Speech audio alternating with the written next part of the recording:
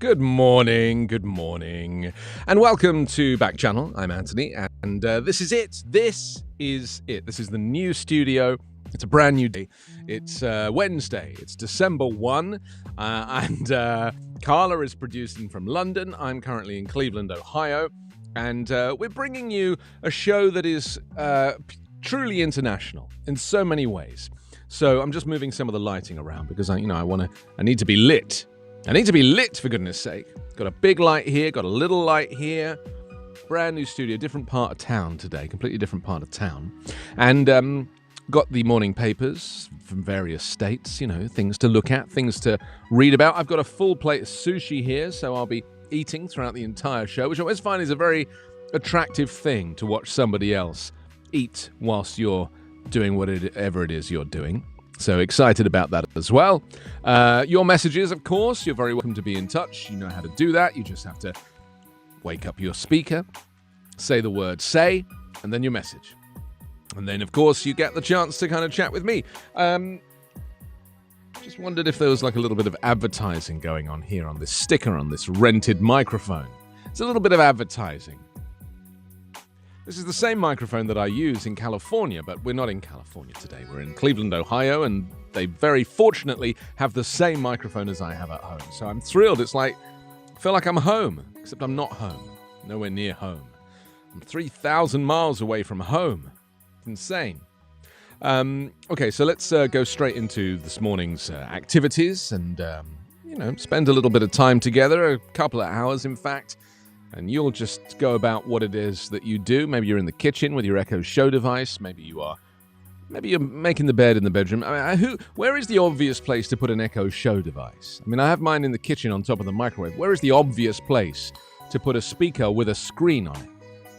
Maybe the bathroom. Some people have it in the bathroom. I might have to take this sweater off. I'm chucking up in here. It's like this light and the heat. I feel like I'm being interrogated. It is kind of an interrogation in a way, isn't it? There's nothing wrong with that. Nothing wrong with a live interrogation. I'll tell you whatever it is you need to know. Whatever it is you need to know, I'll tell you. Lots happening in the news today. Of course, the Supreme Court's looking at this abortion law. So that's something that we can think about. We've also got news about Donald Trump, who turned out he was COVID positive when he did the debate with Joe Biden on the television. He's denying it, of course. He's saying, no, I wasn't. Yes, you were. Yes, you were. The guy's lying even though he's out of office. And he has no reason to lie anymore, and yet he's still lying. The sushi I highly recommend it. But let's look at the morning papers first. The Wall Street Journal is how we're starting this morning, with Powell tees up quicker end to stimulus. That's exciting, isn't it? Federal Reserve Chairman Jerome Powell, he said the central bank was prepared to quicken the pullback of its easy money policies, opening the door to raising interest rates in the first half of next year as it grapples with inflation and a potential new virus wave that could exacerbate supply chain disruptions. So, this is something that everybody's talking about for obvious reasons, because it's very serious, it's a big deal. And I feel like we really need to kind of think hard about how this pandemic is still going on 2 years later. We're going to talk about this a little bit later. Stacey, thank you for joining us. Great to know you're with us from Texas. And who else is with us? Oh, Sean hopefully is going to show up soon. But yeah, I've been thinking about the fact that the capitalist system that we live in here in America is the reason the pandemic is still going on. Because the only way that you get over the pandemic is you vaccinate everybody in the world. But the capitalist system, the fact that we've allowed the vaccine to be a profitable drug, has meant that that's the reason, in my opinion, why we haven't yet seen the end of this pandemic. So we'll talk about that a little bit later as well. Stocks and oil rattled by variant. What isn't rattled by the variant? Everything's rattled by the variant. It says global stock indices and energy prices skidded for the second time in 3 trading days, fueled by the uncertain impact of a new COVID-19 variant and inflation. It said nearly all the stocks in the S&P 500 fell as investors pulled away from riskier assets and sought haven in government bonds. And then also a photograph of a candlelit vigil Tuesday hours after 3 students were killed and 8 people were injured in a shooting at a high school in Oxford, Michigan. The suspect, a 15-year-old boy, was taken into custody. Yeah, that's right. I read last night that his dad had bought the gun. Yeah, so we'll talk about that.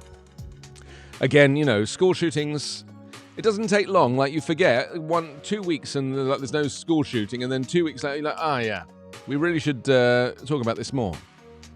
There's no other school shootings in other countries. They don't happen in other countries, statistically. So we'll really go through this when we look through the papers, because every newspaper is reflecting this story this morning, as indeed it should. It's a big story. Okay, are we done with the Wall Street Journal? I think so. Maybe we'll just jump straight to the Los Angeles Times now. COVID pill gets panel's backing is on the front of the LA Times. It says advisors endorse FDA authorization of Merck drug by narrow vote amid concerns. Yeah. By a narrow margin, advisors to the U.S. Food and Drug Administration voted on Tuesday to recommend authorization of a new pill that patients with early cases of COVID-19 can take at home. This is despite the fact its initial promise gave way to a far more modest benefit. That's right, I think originally they said it was 60%, 65% efficacy with this pill, and then they downgraded it to 30%. It's like, really? Really? I don't know. It's very hard to sit and look at a giant plate of fresh sushi, be holding chopsticks and not eat it. It's like having fruit pastels and not chewing. It's a test.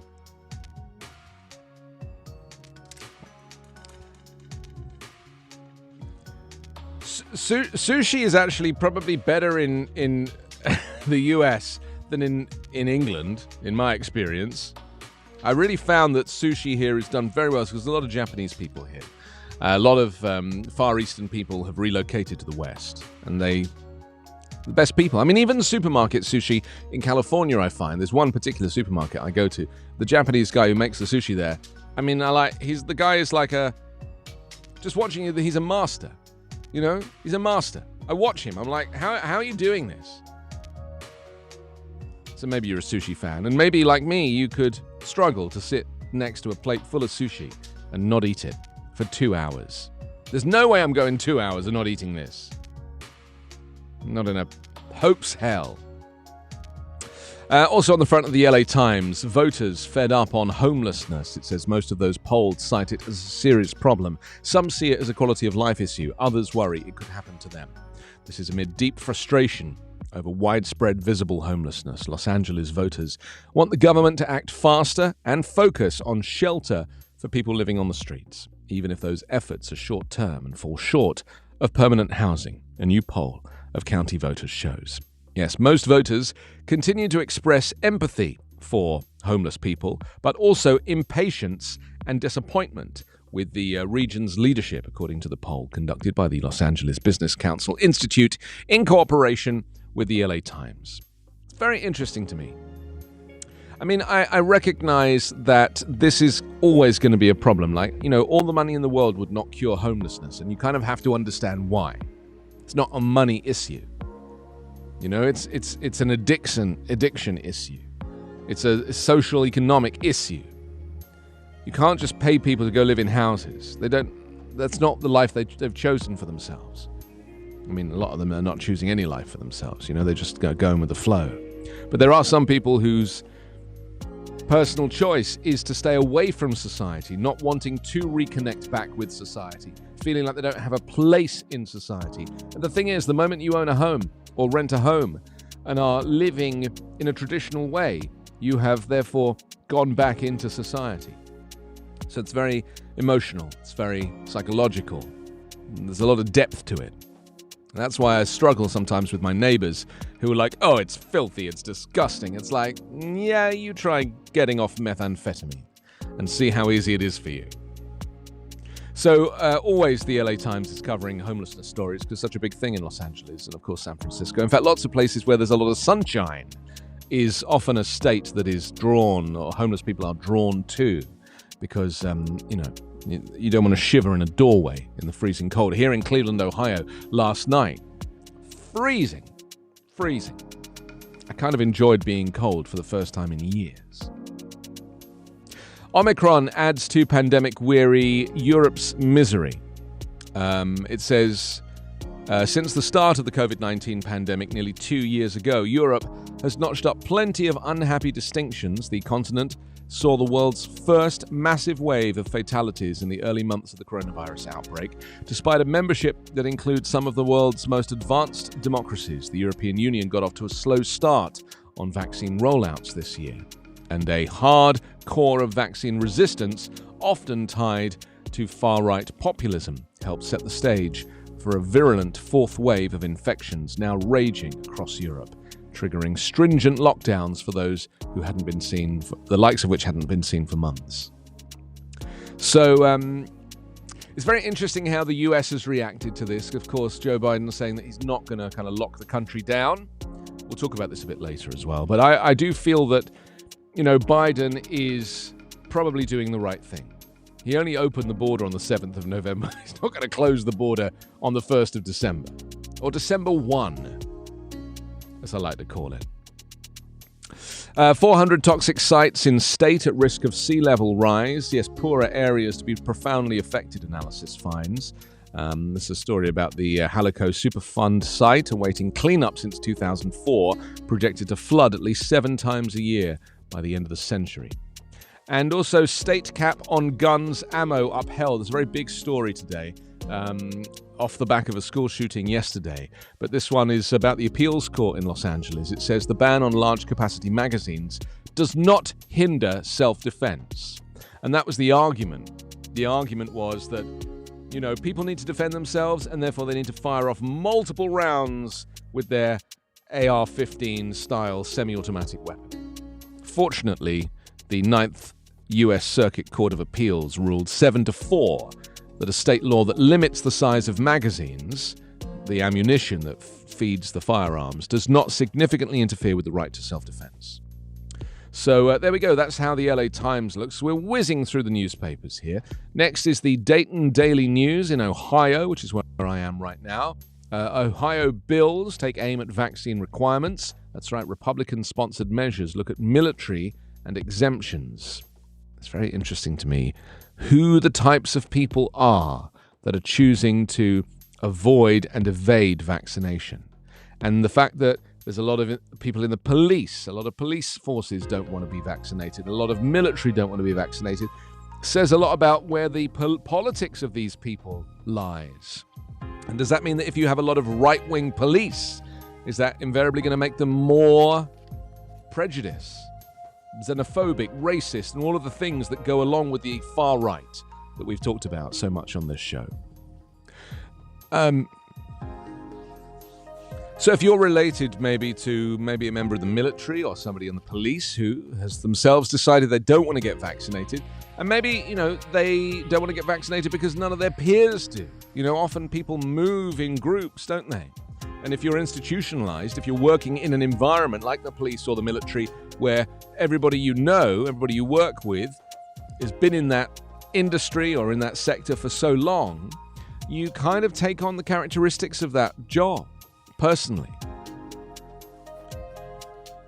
So how are you, and if these are friends or family of yours, maybe you feel that they're not getting a full spectrum of news and analysis or correct information. So has this been a problem for you? Maybe you've talked to family members or fallen out with family members over this, because of course it's dividing families all over the country. Some Ohio Republicans are again trying to pass legislation dealing with COVID-19 vaccinations, the story says, including one measure that seeks to protect military members who refuse the shots and another that aims to expand exemptions to employee and student mandates. And as Christmas approaches, of course, there'll be military coming back from military service and not so much active duty, because we don't have much active duty at the moment, but certainly coming back from military service to the dinner table, where there is a hot steaming turkey in the middle of the table, hopefully dead. And the people around, family members coming together, maybe some vaccinated, some not vaccinated. What are the chances that your family might fall out this Christmas because you have different views on how to proactively protect yourself from coronavirus? This is such a huge issue. So it's definitely something we should talk about. So that's another topic for conversation. And thank you for joining us, by the way. Lots of people messaging the show already. Riyadh has joined us. He's having peanut butter sandwiches today. Yes, well, that's Stacey that's having peanut butter sandwiches. Riyadh is not having peanut butter sandwiches. Although saying that, I highly recommend it. Ruler is with us. Stacey is with us.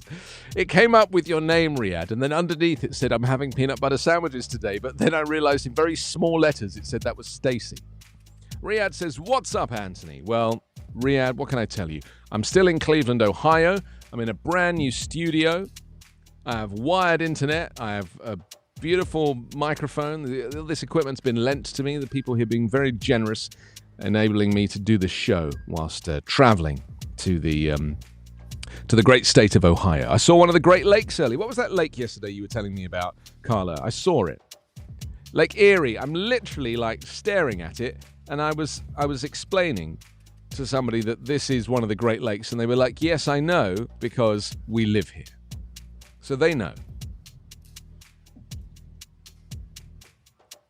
We were trying to work out yesterday, Riyadh, what the Great Lakes of America are. I suggested Lake Tahoe, and I was told very quickly that that's actually not one of the Great Lakes. But Lake Erie, where I am, is literally just across the way. And in my hotel room, I was actually overlooking it. And there's an airport built right on the lake. And so that was kind of interesting to look at. Riyadh says, looking in, sounding great. Well, you're very sweet. Yeah. I've always sounded great. Visually, though, maybe not so great. Who put a camera in front of that guy? So, if you happen to know any of the Great Lakes, we're still trying to compile a list here 24 hours later from yesterday's Backchannel. This is kind of an ongoing theme. William in Minnesota. Nice to see you. I'm going to be in Minnesota later tonight, William. I'm actually going to be in Minnesota. Marie is in Mississippi. Thank you for joining us. William, if you want to meet me at the airport, I'll be in and out in an hour. Anything? I mean, I'm not stopping in Minnesota, William. I'm literally just changing planes there. But maybe you could recommend somewhere where I could have a little snack, at the airport. It's kind of a big airport, really. I can't leave the airport. I don't want to leave the airport. I'm not doing security again. So if you happen to know the terminal structure and could recommend a coffee shop or somewhere I could go, then that would be wonderful. Marie's in Mississippi. Nice to know that you're here. Stacey says, choking here, Stacey says it doesn't matter about the visual. It's the sound that really matters. That's right, Stacey. It's all about the sound. That's very nice of you to make an excuse for my face. I'm very grateful for that. Thank you. I think Stacey's listening today, not watching.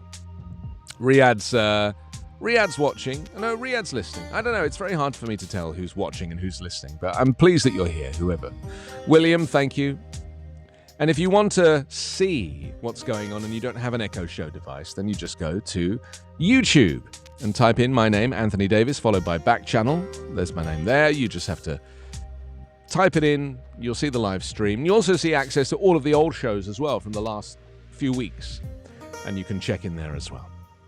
And if you want to chat and you don't have a device to talk to, then just open up your web browser on your phone or on your laptop and type in the words backchannel.tv. And then you can chat to your heart's content. You can use both thumbs like you're texting with me. Easy. Okay, let's go back to the newspapers. We were just looking at the Dayton, the Ohio Daily News, the Dayton Daily News, I should say. Higher ed incentives intend to keep students in college is the headline. Says local universities say programs helped many get into and stay in college. Several local universities and colleges have offered additional financial incentives this year, meant to help students afford higher education during a time of hardship. Wright State University and Sinclair Community College gave an additional $1,000 scholarships to qualifying students who went straight from high school to college this year. So there we go. What else do we have? FBI report mentions bystander fatigue. This is in the Oregon District mass shooting. Yes, we're going to talk more about this a little bit later. But it says the horrific Oregon District mass shooting shows that people need to speak up when they see or hear things from family members or friends that are not right, the FBI said in a new report released this week, wrapping up the criminal investigation of the attack. And finally, Omicron variant may have made it to Europe earlier than thought. Yes, this story was floating around last night, and I read it, and I was like, yeah, of course. It's a bit like when coronavirus first appeared in China, and then like 15 minutes later, it was in Italy. And you're like, how did it spread in Italy so quickly? And it's the same with this. Obviously, they've discovered this in South Africa, but the reality is it's already in Europe. You know, when they're testing, they don't know what they're testing for. Now they're looking for new variants. So Brazil and Japan join the rapidly widening circle of countries to report cases of the Omicron variant on Tuesday, while new findings indicate the mutant coronavirus was already in Europe close to a week before South Africa sounded the alarm. The Netherlands Health Institute disclosed that patient samples dating from November 19 and 23 were found to contain the variant. It was on November 24 that South African authorities reported the existence of the highly mutated virus to the World Health Organization. I was thinking earlier that, I actually tweeted about this, that in May 2020, you know, the pandemic arguably became very prevalent around February, March. April, May 2020, the former President Trump announced that America was leaving the World Health Organization. Do you remember that? He said, because they were making all these demands on him about testing and, you know, everything, and he just didn't want to know because it was an election year. He didn't want to know. So he goes, the US is leaving the World Health Organization. He'd already left the Iran nuclear deal. He'd already left the Paris Climate Accord. Who leaves the WHO? Who leaves in the middle of a pandemic the World Health Organization, bringing all countries together to protect people from viruses, epidemics, pandemics? It's just like, boo, it blew my mind. But I'd forgotten about that. So I was rereading that earlier this morning. Okay, so that's how the Dayton Daily News is presenting itself this morning. Let's jump on to the Detroit News and see what that has to offer. And just before that, let me just check and see how your messages are looking. Riyadh says, there is not that actually came from you. I don't know what that means. I think I know what that means, but you might have to send that message again for me.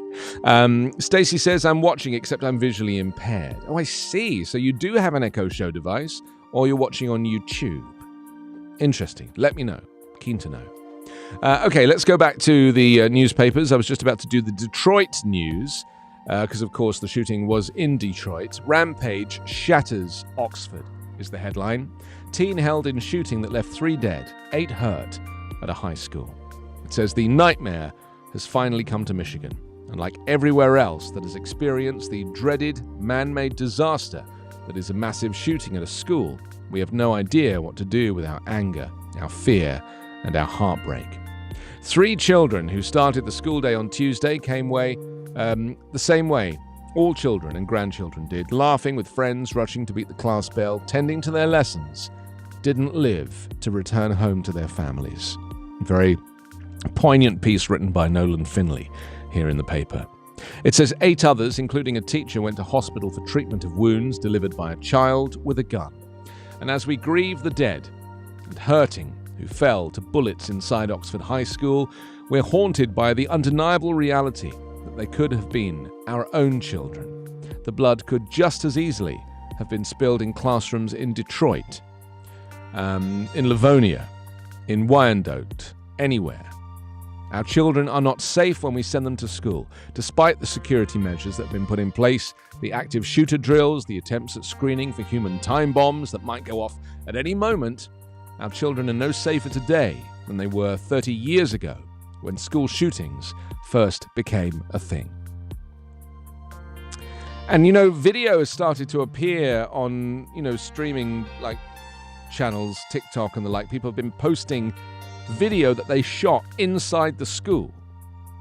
I think this kid pretended to be like a sheriff's officer or something and like shouted through the door. But of course the kids knew it wasn't a sheriff's office, and so they didn't open the door. And it's just as lucky they didn't, because he would have come in and shot a whole bunch of people in there as well. Catherine Tebben had just finished lunch and had 2 minutes to get to her next class at Oxford High School when gunshots rang out inside her school and students began running towards her. The 17-year-old junior said a friend grabbed her by the hand and she began running for her life through the school in northern Oakland County. "I see blood all over the floor," she said. "I ran out to the parking lot, get into my truck, and come here shaking and start crying because I don't know where my boyfriend is or any of my friends," she said, outside a store in Oxford where some parents were reunited with children. You know, nothing is going to change because it never does. Going right back to Sandy Hook, or even in the UK, we had this years ago. One school shooting in the UK. Years ago. But this is a subject we're going to get into in some detail later. So if you're interested in this and you'd like to talk back to me about it and, have a conversation here on Backchannel, then this is what we're going to be looking at today, because it's such a big story and so important and so tragic as well that, on this first day of the month, we start a new month, this holiday season with this story. 3 killed, 8 injured in shooting at Oxford High School. This is from the Times Herald this morning. It says a 15-year-old Oxford High School boy armed with a semi-automatic handgun is accused of killing 3 students, injuring 8 others at his school on Tuesday afternoon. And a photograph of students being ushered to a parking lot of a nearby store after a fatal shooting at the school. I guess, and I have kids who go to school, so of course I think about this here in the United States myself all the time. And you think, it's not going to be my school. It's not going to be my children's school. It's, it's such a good area. These are invariably, the shooters are the children who go to the actual school. That's the tragedy of this, isn't it? It's like the kid who did the shooting was the same kid who had done the drills with all these children. Done all these shooter drills. He knew exactly what the process was. You're not protecting yourself from an outside enemy. You're protecting yourself from a member of your own class. And that's what's so tragic about this. And that's why you can never protect yourself from your friends. Okay, let's jump on to another one now. That was the Times Herald. I think we're done with the newspapers. Oh no, we got the Star Advisor from Honolulu. We're going to Hawaii now. This is great. What a great idea. We're going to Hawaii. Riyadh says University of Texas. Thank you, Riyadh. I take the point now. Okay, back to the Star Advertiser here for Honolulu. It says it's extremely troubling. The Navy cuts access to the aquifer Red Hill amid possible contamination of drinking water. The Navy on Sunday quietly shut down its Red Hill shaft, which pulls water from the aquifer below, as military families around Joint Base Pearl Harbor, Hickam, began to call in complaints about a fuel or chemical smell coming from their tap water. The Red Hill well is just 3,000 feet away from the Navy's troubled Red Hill underground fuel storage facility, which contains 20 massive underground fuel tanks. A history of leaks from this World War II-era facility has raised fears in recent years that fuel will contaminate the aquifer, polluting not just the Navy's water supply system, but also a major source of drinking water for southern Oahu. So, if there's a fuel storage facility here, and if there's a drinking water services here, and you're tasting fuel in your drinking water, it's obviously coming from here. It's not rocket science. So, poisoning members of your own military, probably not a good idea. Also, 151 World War II veterans are expected to attend an event at Pearl Harbor. It says Naval Secretary Carlos del Toro will be the keynote speaker for the 80th anniversary of the Pearl Harbor attack, an auspicious milestone that's planned to include a large number of aged survivors and World War II veterans. 151 total, despite the relentlessness of COVID-19. So there we go. That's how the Star Advertiser is looking this morning. Let's just have a little book. Oh, we got the Chicago Tribune next. Okay, Chicago Tribune leads with text from, that's right, they're talking about this shooter who actually sent a text message prior to the shooting.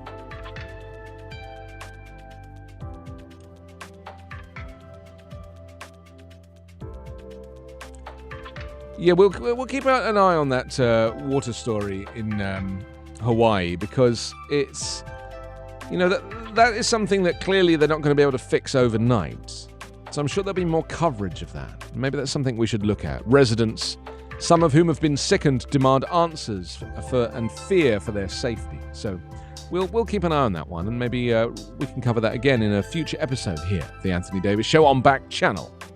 It says, as rumors of a hoax were swirling around the claim he was the victim of a hate crime attack in downtown Chicago, the Empire actor allegedly sent a text to one of the witnesses being questioned by police. This is very interesting. In the Chicago Tribune this morning, Smollett's text to this is about the other shooting. Sorry, different shootings. So many shootings to choose from. Isn't that the tragedy of this entire conversation? Is that I'm actually confusing my shootings in America. You would think that on the front page of the newspapers they'd all be covering a solitary shooting. Not the case.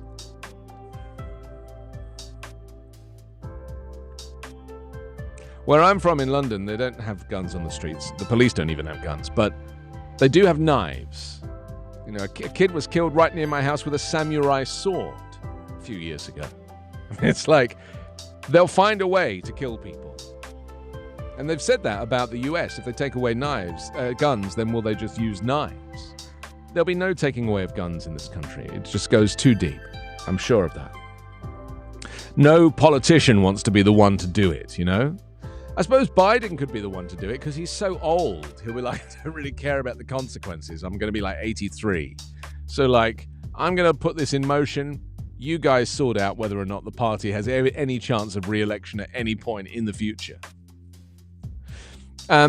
Chicago ward remap in flux. The city has yet to release a favored proposal despite December 1st deadline. This is, again, ward mapping, redistricting, gerrymandering. There's all various names for this. But the fight over Chicago's new ward map entered a chaotic new phase on Tuesday. As a deadline loomed for aldermen to agree on ward boundaries they designed themselves and therefore avoid potentially turning the process over to voters.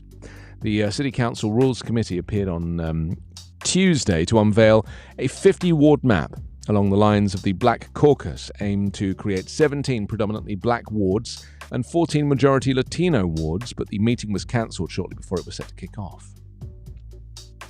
I wonder why.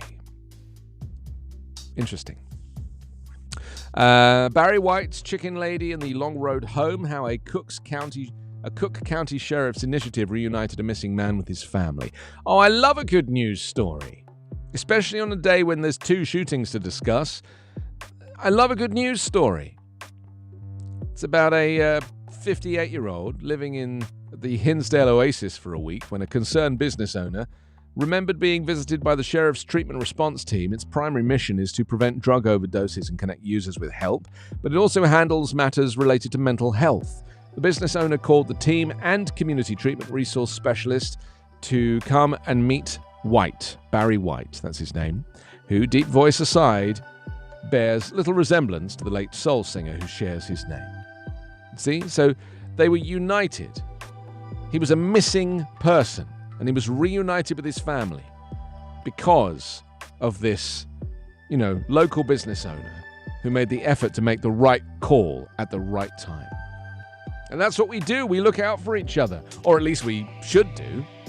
I'm looking out for you right now. You're clearly looking out for me. So I appreciate that. Thank you very much. Stacey says, Anthony, don't forget the San Antonio Express.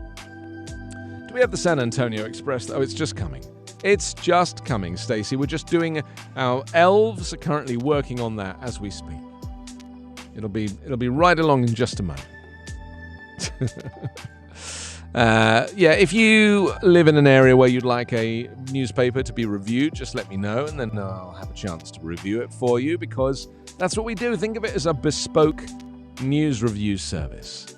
You know, you just let us know where you are, what your local newspaper is, or just where you are. We'll find the local paper, and then we'll just take a look at it. We're making the headline. Really quite like reading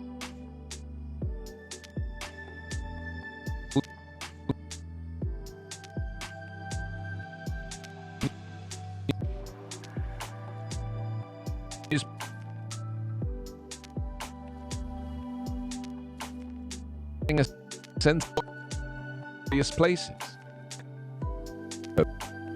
On YouTube, you want to send a message, chat facility right there on YouTube. So you just write in the comments section and it appears right here on my screen. Easy to do. No effort required. Okay. Shall we move on? Yeah. Send me the San Antonio Express. Let's have a look. It's just coming, apparently. It's just coming, Stacey. I've got all this lovely sushi sitting here. I might have to take a break in just a moment. You know, just so I can have a little snack, secret snack. Have we got the podcast lined up? Because I'd quite like to take my sweater off as well. And maybe if we could listen to the US news update for 2 minutes, I could remove my sweater, have a couple of bites of sushi, and get on with the show. Because I'm schwitzing here. This thing is like, there's lights, and I feel like I'm dressed as a lamb in a nativity play. It's almost time for the nativity play. I'll be the lamb. It's Wednesday, December 1. This is Backchannel. I'm Anthony Davis. It's the Anthony Davis Show, as it says right here. Thank you for joining me between 9 and 11 Pacific, or between 12 and 2 Eastern. I'm currently Eastern myself right now because I'm in Cleveland, Ohio. So it's nice to have a different perspective on life, right? Just to be in a completely different time zone and just to see what the world is doing. It's different. Are we ready with the US News Update? This is a podcast I do, by the way, every single day on the Volley Network. It's just 2 minutes long, and it's basically a roundup of the news that's happening across the US. You might be interested to hear it or subscribe to it wherever you get your podcast. But I do recommend it. So here it is. Enjoy, relax, and enjoy the US News Update on Backchannel. It's Wednesday, December 1. From the Volley Network, this is your daily US News Update. I'm Anthony Davis. Financial markets fell sharply on Tuesday after the head of drug maker Moderna said existing COVID-19 vaccines would be less effective against the new Omicron variant, but they recovered strongly after more reassuring comments from European officials. The European Medicines Agency Executive Director Emma Cook told the European Parliament that existing vaccines will continue to provide protection. Andrea Amon, chair of the European Centre for Disease Prevention and Control, said the cases of Omicron so far confirmed in 10 European Union countries were mild or without symptoms, although in younger age groups. Moderna and fellow drug makers BioNTech and Johnson & Johnson are already working on vaccines that specifically target Omicron. Moderna has also been testing a higher dose of its existing booster. A new fault line opened between Republicans in the U.S. House of Representatives on Tuesday as lawmakers squabbled publicly over accusations of religious bigotry and racism among party conservatives. In a fight that could further complicate Republican efforts to forge unity ahead of next year's elections, firebrand Congresswoman Marjorie Taylor Greene on Twitter branded Representative Nancy Mace as trash for criticizing Republican Lauren Boebert for remarks about a Democrat that have been described as Islamophobic. Finally, at least 3 people were killed and 6 others wounded Tuesday in a school shooting at a high school in Oxford, Michigan, about 35 miles north of Detroit, an Oakland County Sheriff's official said. Your daily US News Update is part of the Volley Network. To hear my live daily morning show, ask your Amazon Echo device to open Backchannel. Sorry. The sushi. I've taken off a sweater. I'm eating sushi. This is so unprofessional. But it's lunchtime here. I can't do a show between 12 and 2 and not eat lunch. I mean, when do you eat yours? It's very interesting, isn't it? Because I can't skip a meal. I just can't. You know, to me, like, breakfast should be 7, lunch should be 12, and dinner should be 6:30. Every day, like clockwork. I think I accidentally skipped a meal once because I was stuck in a traffic jam. And that's just a little bit of ginger, just to, to clean the palate. And when I got home eventually, I think I had like 2 meals to play catch up.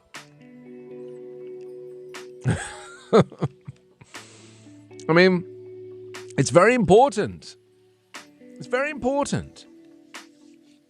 Okay, let's get back into this now. Thank you for your messages. Stacey says she eats her lunch at 11. Well, you see, 11 o'clock is a little early for me, I'll be honest. Oh, Stacey, would you like me to review your San Antonio Express? I will happily do that right now before we get into the depths of our conversation. CPS Energy slashes proposed rate hike. Officials seek 3.85% increase to keep up with demands. There's always a rising energy price. There's never a time when the energy company announces that they're actually lowering the price of your energy. Never. Just doesn't happen. So, sorry about that. Hopefully you don't get your energy from CPS. FBI discovered riot suspect in basic training was at Lackland for 3 weeks, then charged. This is a U.S. Capitol riot suspect. Entered basic training at Joint Base San Antonio in July. Was later charged with attacking police during January 6th assault on Congress. He was in training at the base for about 3 weeks until the FBI questioned him and the Air Force kicked him out. I mean, I was saying this earlier about people who don't want to get vaccinated. It's very interesting that we have a lot of police officers and the unions are protecting the police officers, trying to cut these deals to get them off on religious reasons so that they don't have to get vaccinated. And the same is happening in the fire service. And then clearly, here in the military, talking about in Lackland here, that you had a guy who clearly is also on the right with his politics because he was one of those that jumped on the bandwagon for the insurrection, charged with a variety of offences to civil disorder, assaulting, resisting, impeding certain officers using a dangerous weapon, destruction of government property, entering and remaining in a restricted building or grounds with a deadly or dangerous weapon, and aiding and abetting others in each of these crimes. That's what he was charged with. And this is a guy who was in training at Joint Base San Antonio Lackland in July. Basic training to be in the military, I guess. Why do we assume that people who wear uniforms are good people? Why is that an assumption that we should trust people in uniform? That by swearing allegiance to, I guess, the Constitution, but also maybe the mantra of that particular police service or military force, that they are to be trusted in every way, trusted to not go and stage a coup against the US government. There was a lot of ex-military people there. The woman who was shot, you remember, and who died. She was a former Air Force employee. She was in the military herself. And yet she still felt compelled to go against the wishes of the democratic result of the election. Fight for her country. Stage a coup. Ashley Babbitt, just remembered her name.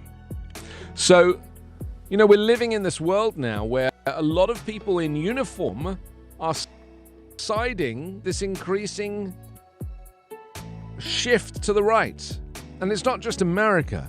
All countries. England, where I'm from, shift to the right. Brazil, shift to the right. South Africa, shift to the right. Israel, shift to the right. I mean,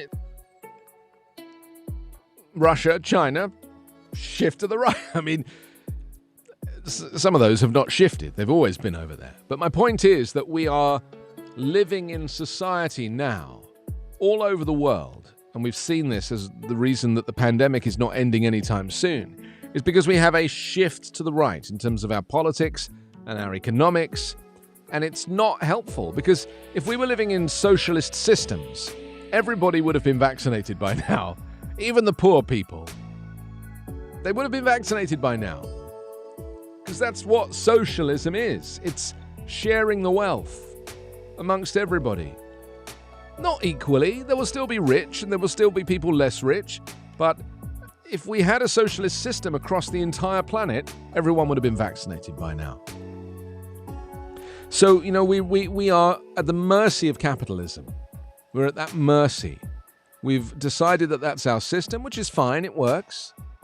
But you then can't complain when another variant of the virus presents itself and spreads because not everyone's vaccinated.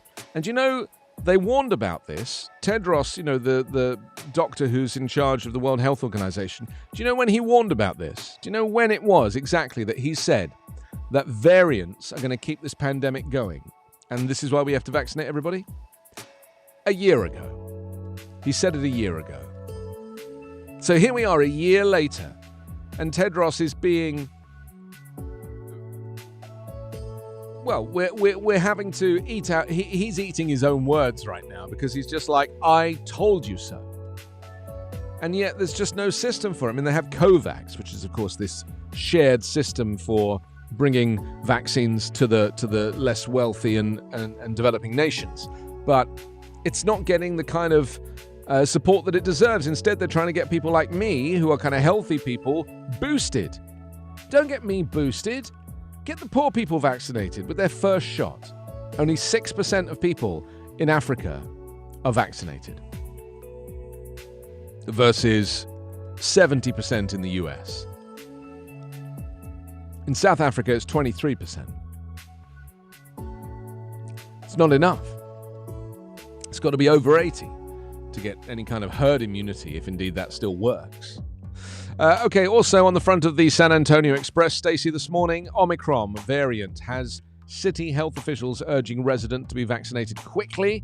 It says with global concerns over the new Omicron variant of the coronavirus, San Antonio health officials are urging residents to get themselves and their eligible children vaccinated as soon as possible.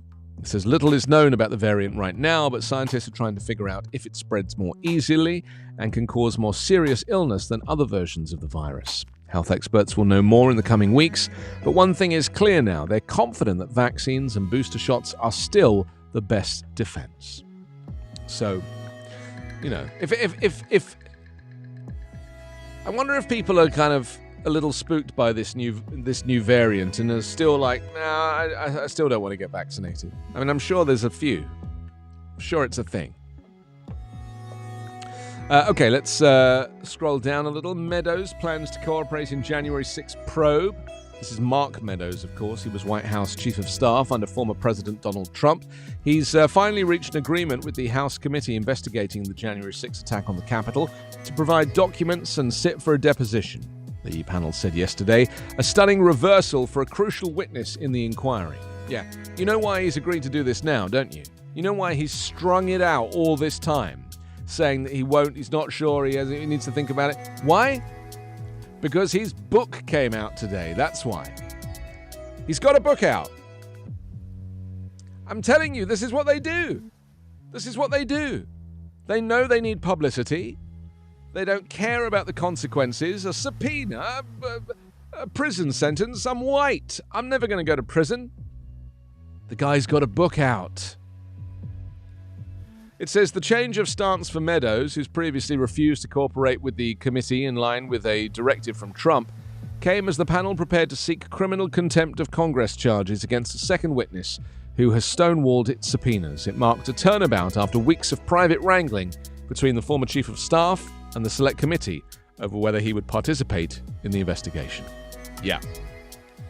He strung it out because he's got a book out. And of course, there's all this controversy in the book. It's getting some other coverage about whether or not Donald Trump was actually sick with COVID when he did that first debate with Joe Biden, presidential debate. And Mark Meadows says, yeah, he had a positive test. Trump is now denying it and, in fact, put a statement out this morning saying it was fake news. He's questioning his own chief of staff. You couldn't make this stuff up. You just couldn't make it up. You can try and make it up, but you can't. Just having some rice. I've actually finished the plate of sushi now. It's done. The ginger, I never used to be able to eat the ginger. But now, I'm a big fan of the ginger. I feel like ginger is something we should eat after every meal, not just sushi. You know? Fine sliced ginger. Very good for the digestive system. Sorry, Carla? It is cleansing. I feel cleansed. I feel reborn.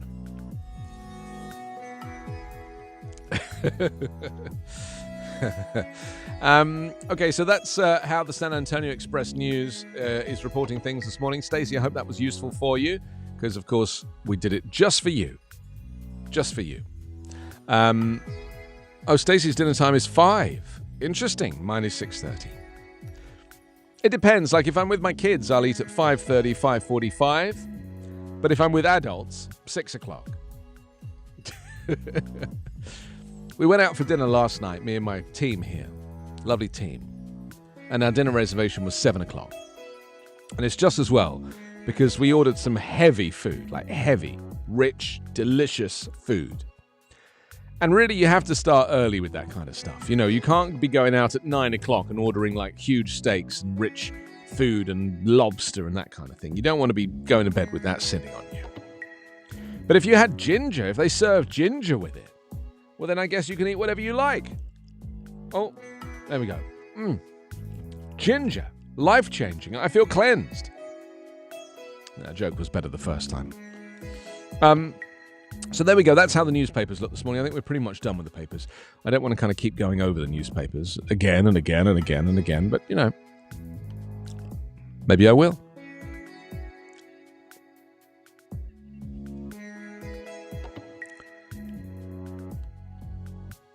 We went for donuts afterwards. Oh, no, we had donuts afterwards. So we ate this huge meal. And then when it came to dessert, everyone was like, oh, I can't eat dessert. I'm so full. And then Michael goes, let's get donuts. So we had donuts dipped in chocolate sauce. Suddenly we all felt a lot better. It was lucky that Dave had parked the car so far away that I then had to walk for 20 minutes through the brisk Cleveland cold to get to the car, because it was good for him because, you know, he'd had a few drinks. So he needed to walk it off, and so did I.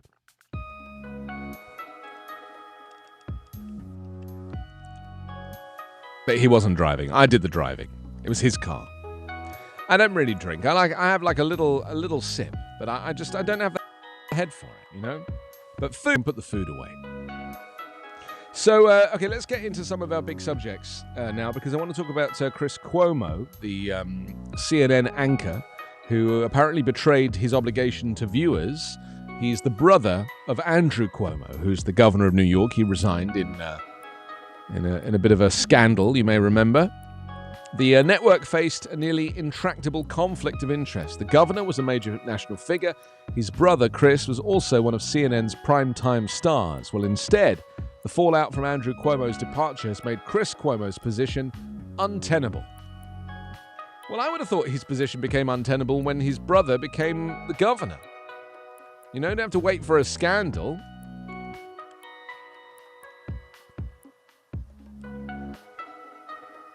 He should resign. If he doesn't, CNN should sack him. That's what they're saying. New York Attorney General Letitia James, whose investigation into harassment complaints against the Democratic governor precipitated his August resignation, released new documents that show how Chris mixed his roles as brother and broadcaster. The documents show that he was engaged in passing information to a top aide to the governor, Melissa DeRosa, as his brother's team scrambled to respond to accusations. I have a lead on the wedding girl, he texted DeRosa, referring to a woman who complained that Andrew had made an unwanted advance at a wedding. When asked, I would reach out to sources, other journalists, to see if they'd heard of anybody else coming out. Chris explained in a new interview with the Attorney General's office, he said he'd only been seeking info about whether other complaints against his brother were forthcoming, trying not to dig up dirt on accusers. I would never do Oppo research, he called it, on anyone alleging anything like this. I'm not in the Oppo research business. I mean, for those of you who watch CNN, I do remember when Chris Cuomo got COVID very seriously, and he had to quarantine for 2 weeks, so he was off air, but they were checking in with him. You know, he was being interviewed by CNN. And, you know, people had a lot of sympathy for him. Oh, Karen, hi. Hi, Karen. Thank you for joining us. Nice to know that you're, part of the show this morning. In Arizona. Karen, welcome. If you want to chat to me, you can just talk to your device, or you can use the web chat facility at backchannel.tv. Easy to do. We're discussing Chris and Andrew Cuomo right now. And so Chris Cuomo got coronavirus quite badly. And so did his family. And so obviously people felt sorry for him. But this was literally right as all of this scandal with his brother was kicking off. It says, long before allegations against Andrew, CNN had tried to find a finely sliced solution. Chris wouldn't cover his brother's travels on air, and he could confer with his brother on a personal basis, but he shouldn't deal with the governor's staff. That was how they kind of agreed to make it work. Well, the Washington Post reported in May that Chris had participated in meetings with staff members. He apologized on air, and CNN issued a statement saying it was inappropriate to engage in conversations that included members of the governor's staff, which Chris acknowledges, but that he has not been disciplined. So he had form, he had previous on this. Well, these new revelations demonstrate more serious errors of judgment, because when Chris Cuomo simply offered advice to staff members, he failed to observe the rules that CNN had set for his private behavior. But by gathering information from sources and passing it to his brother's staff, Cuomo committed the more egregious step of directly mixing the journalistic work of calling sources and gathering information with his personal, familial commitments.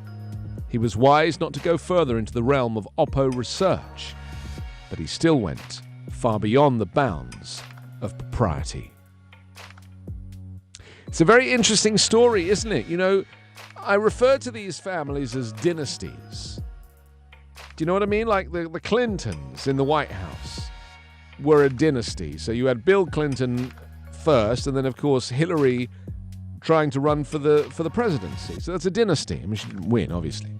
And then, of course, you have the Bush dynasty with George Bush Sr. and George Bush Jr. A dynasty in the White House. And so I think, and the Kennedys, obviously, are a dynasty, but I mean, it just suggests to me that these dynasties, when they're in mixed sectors, because of course journalists are supposed to hold politicians to account. That's their job. Many of them don't do it very well. I don't know that Chris Cuomo is particularly good at that. I'm yet to see any journalists really holding politicians to account on American news. I don't really see it. But that's because a lot of American politicians don't put themselves up for interview. They won't be interviewed. They don't recognize the fact that they work for the people, and the people watch the news. It's almost as if they just don't even notice that that's part of their job description, that responsibility, being interviewed, so the public can scrutinize what it is that they're doing. It doesn't occur to them. Anyway, it says here, perhaps a few can blame Chris Cuomo for being family first, job second. As he said in May, being a journalist and a brother to a politician is unique, and a unique challenge, and I have a unique responsibility to balance those roles. Whether that balance was ever truly achievable is debatable. But the conflict between the roles eventually became irreconcilable. He could have chosen to step down from his job to back his brother, or he could have chosen to distance himself from the scandal and commit to journalism. Instead, he tried to have it both ways. So there we go. That is the story on the front of the... it's on the front of many of the newspapers, actually, this morning.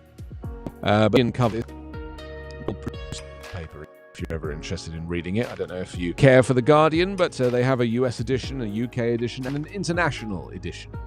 And, it's one of the few newspapers that I actually pay to subscribe to. Because actually, you don't even need to pay. There's not even a paywall. And yet I choose to subscribe. So, this Chris Cuomo story is one that will probably run and run now, because they'll find out more and more revelations about this, I have no doubt. And CNN are covering the story in their own way.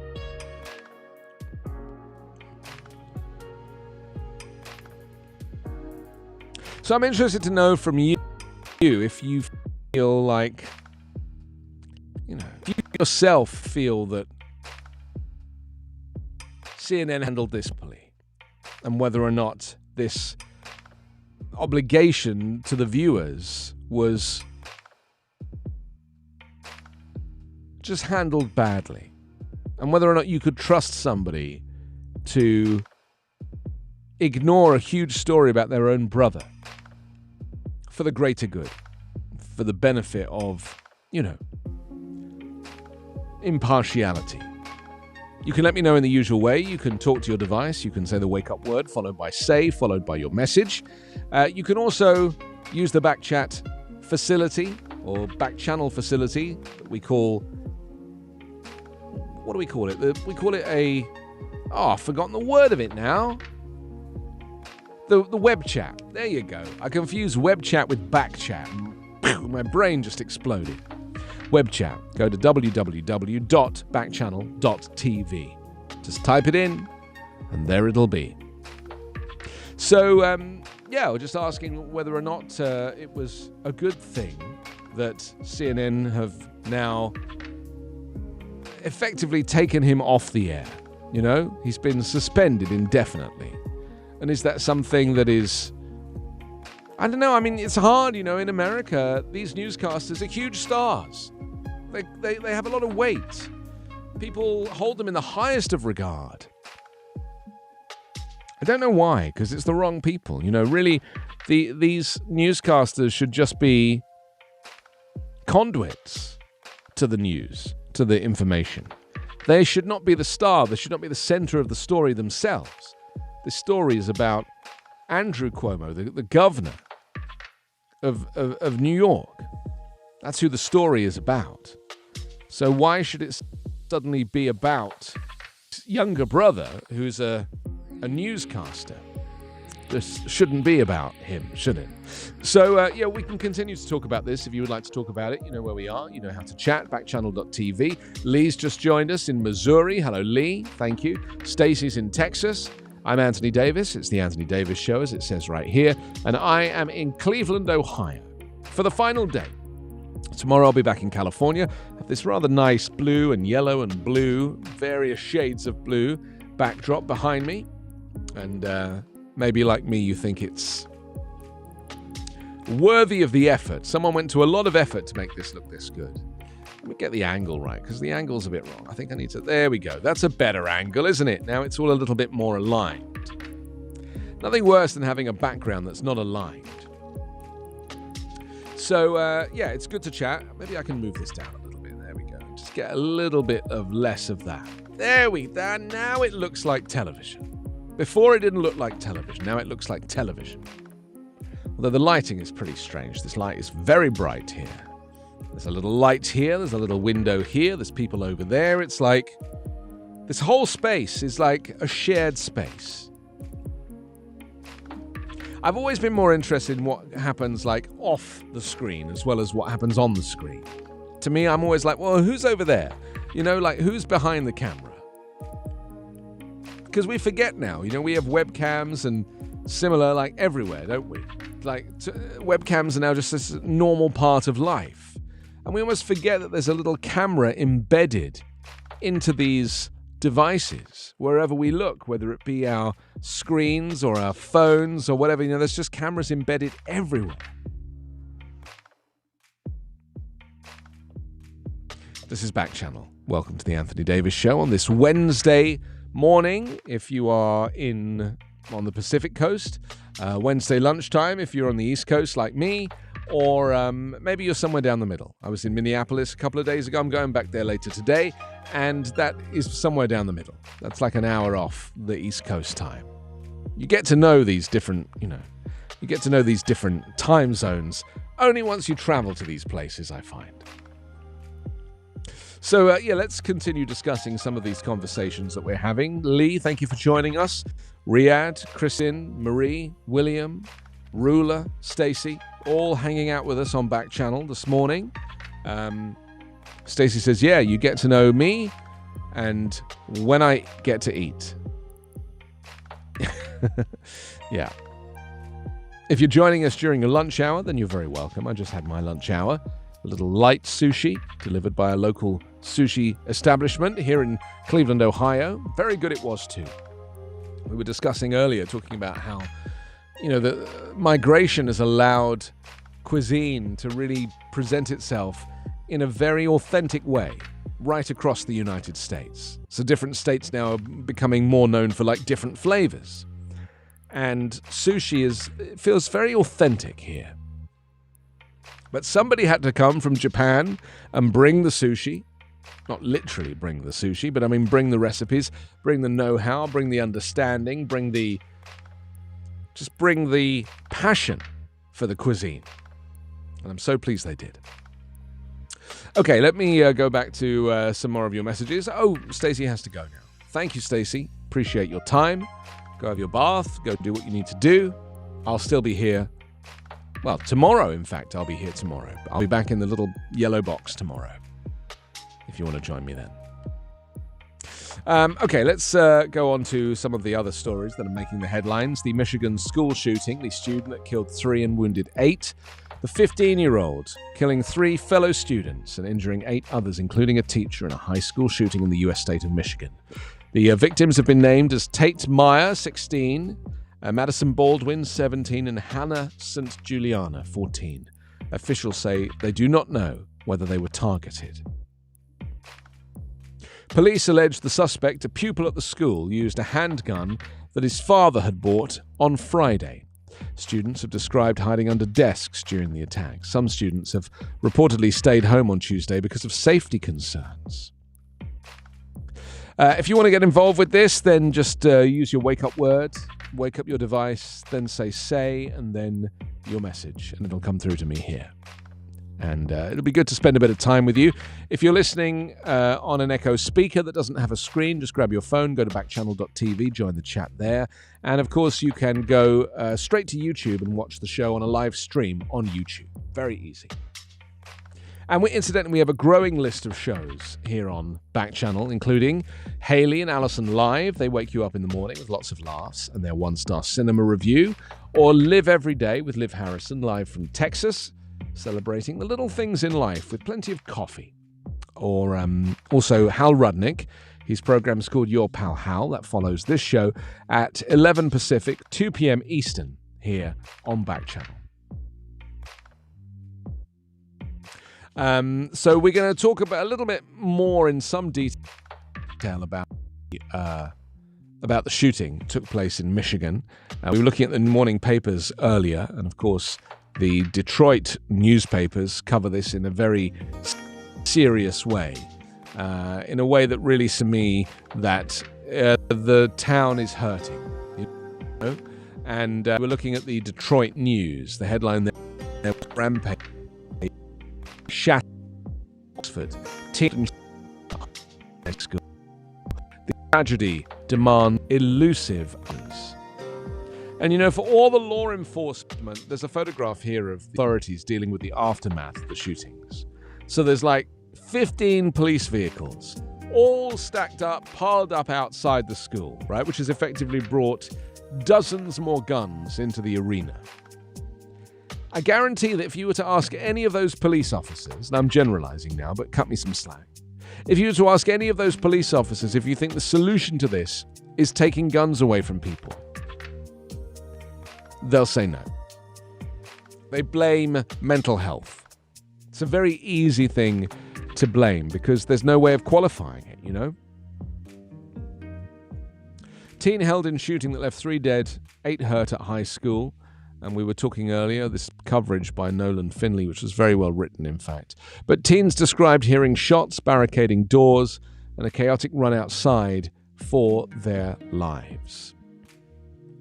So that's how the Detroit News is covering it. The Times Herald, also a newspaper for Detroit, or for Michigan, says students ushered into a parking lot of a nearby store after the fatal shooting at Oxford High School in Oxford on Tuesday. And it talks about this boy, the 15-year-old, who was armed with a semi-automatic handgun and is accused of killing 3 students, injuring 8 at his school on Tuesday afternoon.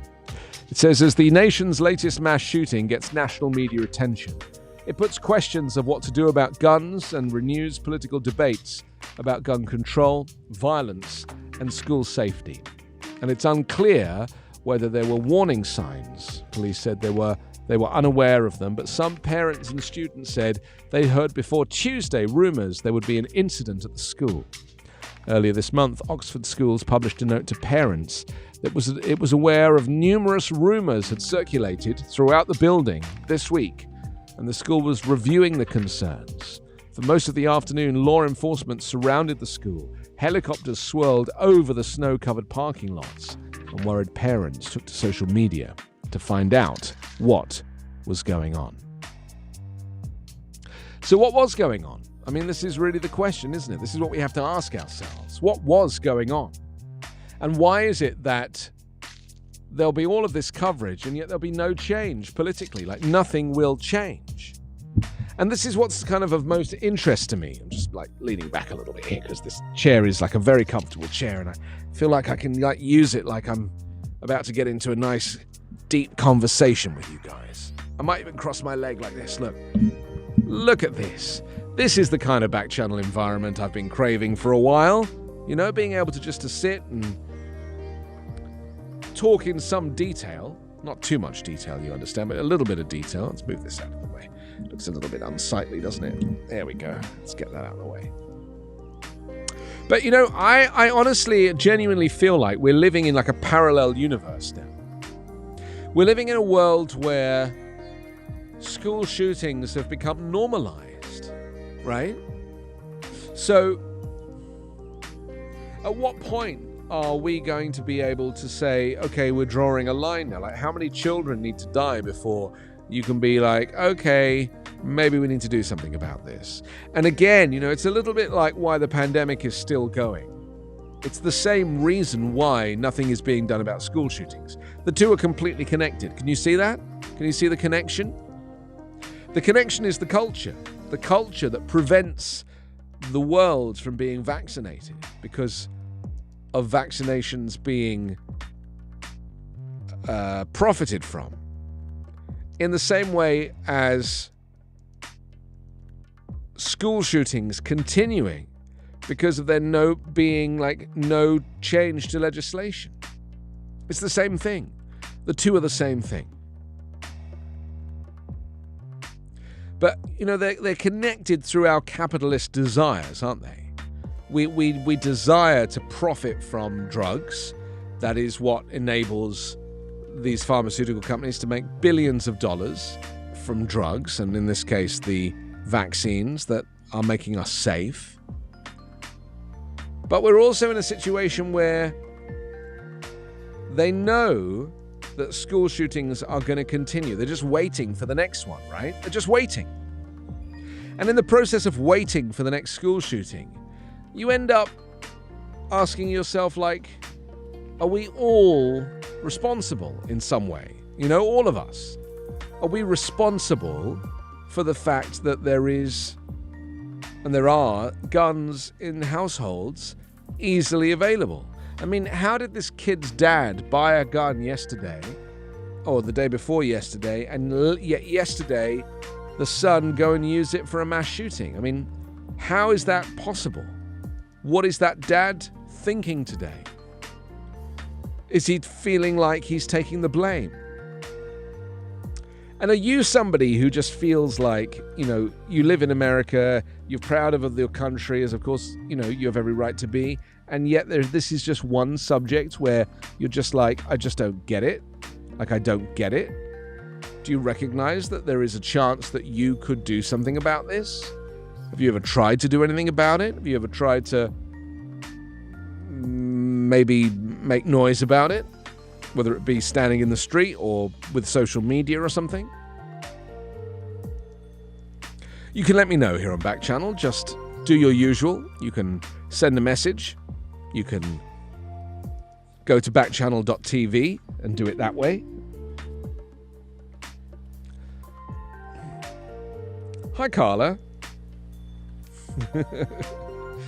I've reclined. I don't know if you can see this. I feel like I'm sitting like Ronnie Corbett now, telling one of those great stories. While you were away, I had to producer Carla. I stepped away for a moment, but I had to recline and get into a more kind of a position more conducive to just speaking alone. It's 1:15 here on the East Coast. It's what time would it be? 10:15 on the West Coast? Yeah. And this is Backchannel. I'm Anthony Davis. We are discussing school shootings. Just to, brighten up your morning. My fear is that, like, how do we ever say we're never going to talk about school shootings ever again? Like, how do we make that a promise to each other that we're never going to talk about it ever again? The only way to do that is for them not to happen. And let's be honest, the chances of school shootings not happening again, ever, is zero. It's just zero. I worry about this a lot. I think about it a lot. Whether it be the whole Sandy Hook story, which, Alex Jones claimed was a hoax and recently had to admit that it wasn't. Columbine. I mean, these names now, they become part of history, don't they?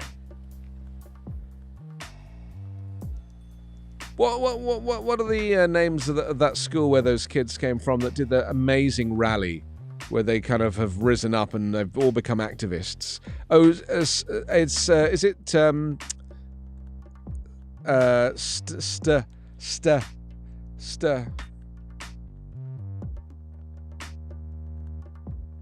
Stone. Oh, I'm so close. So close. But the kids, in that case, they were a little bit older. They were so capable. Like their concept of like what needs to happen for this to not happen again was so well thought out. And yet, nothing changed. With all that extra work they did, nothing changed. Parkland, I've just remembered. It's the Parkland School. Carla, Parkland. And so, these kids were just so bright and, they were mourning the loss of their friends, and yet they knew exactly what needed to change because they are there. And the answer is not taking guns away from everybody and people losing their rights to be able to bear arms. I mean, I know we can't change those things. I'm not suggesting we should. But there should be responsible reasons or methods for protecting children from getting access to guns. So if you have a gun in the house, you also need to have a lockbox that your kids can't access. And the Parkland shooting was it was like a massacre. And this is what we're living with now. For 20 years we've been living with this. And no politician has had the guts to kind of want to change it. Because they know that it's not, in terms of like getting a vote,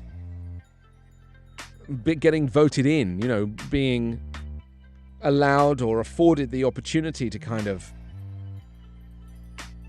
remain in office. It's just not going to happen for them. Because it's such a polarizing conversation to have. So are we able to talk about guns and gun rights and gun safety and gun control without it being a polarizing issue? Can you leave your polarization out of this for a moment? Is that possible? I think people come to this conversation with so many preconceived ideas. I mean, that's what worries me the most.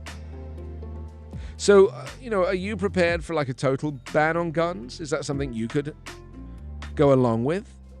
Do you feel like that is the only option here? And of course, the argument for doing that is that then firearms go underground. If you can't buy them legally and legitimately over the counter, then you have to go under the counter to get them. And that brings up a whole new set of problems. And then, of course, we've now got this whole issue of kids 3D printing guns or buying kits where regular parts of regular things make up the components for a gun that actually fires ammunition. They call them ghost guns. And that in itself is like a whole new problem to have.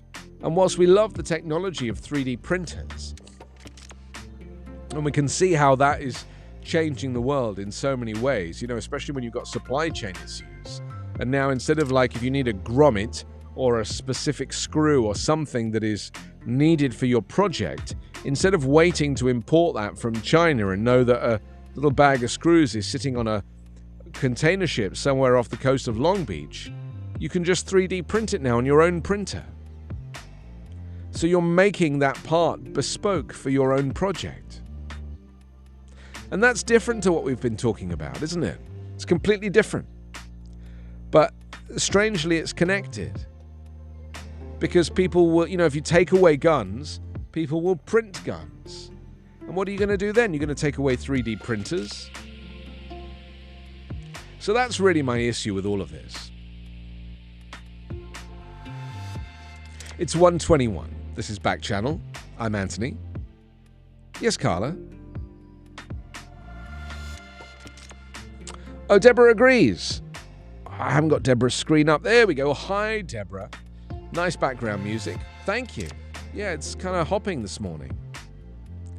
I feel like I'm sitting in like a therapist's waiting room. That's what it feels like here. I tell you what I don't like about this music. I don't know if you can hear it, but you can actually hear a gun being reloaded in this music. Are you aware of that, Carla? Yeah, it's the sound of a gun being reloaded. There it is. It really is. It's like we couldn't have chosen a more inappropriate piece of music. This music is randomly generated, by the way, so we don't actually have a choice. But that's what it is. There it is again. That's a magazine being there we go. Now we're shaking it up a bit. Can we turn it down just a little bit? Because it's a little bit hot for me this morning. Thank you. Very sad situation. We are all crying with these horrible situations, says Deborah. Thank you, Deborah. But, there's a very familiar phrase that is kind of used by politicians and people in authority when it comes to these types of events. You know what I'm about to say, don't you? Hopes and prayers. Hopes and prayers. And politicians what are you praying for? What are you praying for? You have the ability to change the law. That is within your jurisdiction. That's what you do, you're lawmakers. So when you offer hopes and prayers, that's just a very easy get out of jail card, isn't it? For saying, well, I'm sorry for your loss, but something, that's the way it goes. That's what they're asking us now, isn't it? To just accept it. Hopes and prayers. What is your hope? And what is your prayer? Your hope is that you never have to change gun laws. And your prayer is that you never have to change gun laws. Nobody wants to be the one to do it. It's very interesting to me. So I'm interested in your views on this as well. And maybe, Deborah, you could tell me if you are somebody who thinks that in your lifetime you will ever see gun control in the US. Where I'm from, there's like a handful of guns on the streets, very rarely is there a shooting. All the time there are stabbings. But the police don't even have guns. If the police need to shoot somebody or threaten somebody with a gun, they have to call a special unit to come and take over. Because regular police officers are armed with a baton, and maybe if some of them have a taser, but not all of them, a couple of them in a group will have a taser. And then it's just the baton. They don't have mace or firearms, let alone semi-automatic weapons. And in this case, we're talking about a kid taking his gun from his father who'd only just bought that gun.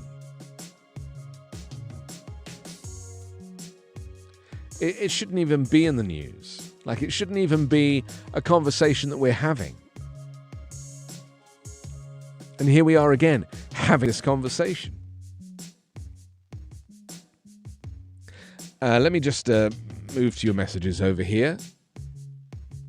If you want to join us, then you can jump on the chat facility. You know how to do that. You just introduce yourself to your Echo Show device. Then you use the word say, and then your message. Your Echo Show will only ask you to introduce yourself once. It'll remember who you are from that point onwards. No need to do it again. So, that's good to know, isn't it? It'll ask you what your name is and where you're from. And from after that, it remembers it. It's very clever. It's Backchannel. It's Wednesday morning, December the 1st, or December 1, as they say in some parts of the world. The old newscasters used to say that. They would say December 1. And it kind of stuck with me. December 5 or December 7. You don't have to do the 5th or the 1st or the 2nd, the nud, the th, or the st. It's not necessary. You have me for another half an hour, and then your pal Hal will be here on Backchannel.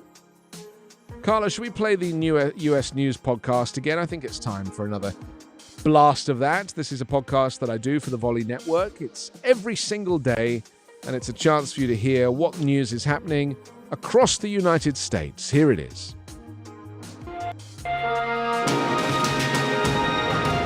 It's Wednesday, December 1. From the Volley Network, this is your daily US News Update. I'm Anthony Davis. Financial markets fell sharply on Tuesday after the head of drug maker Moderna said existing COVID-19 vaccines would be less effective against the new Omicron variant, but they recovered strongly after more reassuring comments from European officials. The European Medicines Agency Executive Director Emma Cook told the European Parliament that existing vaccines will continue to provide protection. Andrea Amon, chair of the European Centre for Disease Prevention and Control, said the cases of Omicron so far confirmed in 10 European Union countries were mild without symptoms, although in younger age groups. Moderna and fellow drug makers BioNTech and Johnson & Johnson are already working on vaccines specifically Moderna has also been testing a higher dose of its existing. A new fault line opened between Republicans in the U.S. House of Representatives on Tuesday as lawmakers squabbled publicly over accusations of religious bigotry and racism among party conservatives. In a fight that could further complicate Republican efforts to forge unity ahead of next year's elections, firebrand Congresswoman Marjorie Taylor Greene on Twitter branded Representative Nancy Mace as trash for criticizing Republican Lauren Boebert for remarks about a Democrat that have been described as Islamophobic. Finally, at least 3 people were killed and 6 others were wounded on Tuesday in a school shooting at a high school in Oxford, Michigan, about 35 miles north of Detroit, an Oakland County Sheriff's official said. Your daily US News Update is part of the Volley Network. To hear my live daily morning show, ask your Amazon Echo device to open Backchannel. Welcome back. Look at that. You see? I was there, then I went, then it was me, but not in vision, and then it was me again. You see? It's like this is the Anthony Davis show within the Anthony Davis show. It's like there's like a double version of it. A podcast within a podcast. It's like seeing Inception at the cinema. It's a dream within a dream within a dream. I hope it's a good dream. I don't want this to be your bad dream. I've not had any dreams. I haven't slept in days. Got bags under my eyes. And also, the temperature here, it's so cold in Cleveland that my hands, which have only ever seen hot weather, have begun to crack. You know, like where my knuckles are. Like my hands are so dry because the weather's so cold here. And I've never experienced this before. I'm starting to recognize that, like, and I don't know if you found this, but you know when your parents talk about them getting old and like what it feels like to change, you know, physically? And like this last night, like my knee's not working, my hip doesn't work very well, like my hands are cracking. And I'm like, this is what it is when your parents talked about, oh, I'm getting old. This is what it is, like your body does start to change and stop working. It's very interesting to me because, you know, inside I still feel like a 14-year-old boy or a 15-year-old girl sometimes. But I also recognize that, like, it does happen. That's why, like, if you have children, I had children at 40, but like if you have kids, you're actually better off having them earlier, like younger, because they're going to like test you physically. You need to be very physically fit to have kids. It's very testing. So I miss my babies. I'm going to be back with them tomorrow. I'm on a road trip right now. You know, just like out on the road. It's 1:31 here on the East Coast. This is Backchannel. It's Wednesday, December 1. I'm Anthony Davis, and we have been discussing all of the stories across the front pages. But outside of the front pages, we've been talking about Chris and Andrew Cuomo, the brothers, one from CNN, one who's the governor of New York, and discussing that kind of conflict of interest when it comes to reporting versus being the governor. And now, of course, Chris Cuomo has been suspended from CNN, and we were asking if we think that's the right course of action and if it's possible to be truly impartial when it comes to holding your own brother to account. I hold my own brother to account, and trust me, I am not impartial. And we've also been looking at this tragedy that has swept across Michigan, the school shooting yesterday that left 3 dead and 8 injured, including the teacher, and asking whether enough is enough and what can be done when you're talking about such a polarizing issue. I mean, I can't believe that, like, gun control even is a polarizing issue if you think about it for a second. Like, we're living in a society where gun control is not a polarizing issue. That in itself, to me, is insane. Because I come from a country where we don't allow firearms. So it's like, what are you left with when a country is like where weapons are so important to a country that a school shooting, let alone hundreds of school shootings over 20 years or 30 years, I think the first one was 30 years ago, it just begs the question, like, how are you ever going to deal with it? I just don't think you are. Honestly, I just don't think you can. I hate to be the one to say that, like, this is not going to be the last one. It's not. And I also think now, you know, with politics being so polarized, we're in a situation where kids are going to want to take on the kind of polarization of their parents' politics. And you saw this, I believe, with Kyle Rittenhouse, you know, as a kid, 17-year-old kid. Like, he was driven to go to this BLM protest because of politics. He was driven. Well, he's actually driven by his mum in the car. She dropped him off with the gun. With the gun! What do you think she said? Here, Carl, make sure you've got an AR-15 with you. Don't want to get into any trouble, do you? In my day, like, you didn't get into any trouble by not going looking for trouble. You just stayed home. Played outside your own house with a cardboard box. Don't drive over state lines with an AR-15 and think that that's like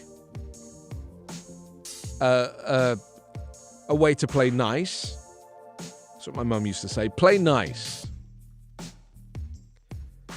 Is taking a semi-automatic weapon into a protest playing nice? Is taking a handgun into a school playing nice? Are kids really that bored that they have to, like, kill each other? Is that where it's at now?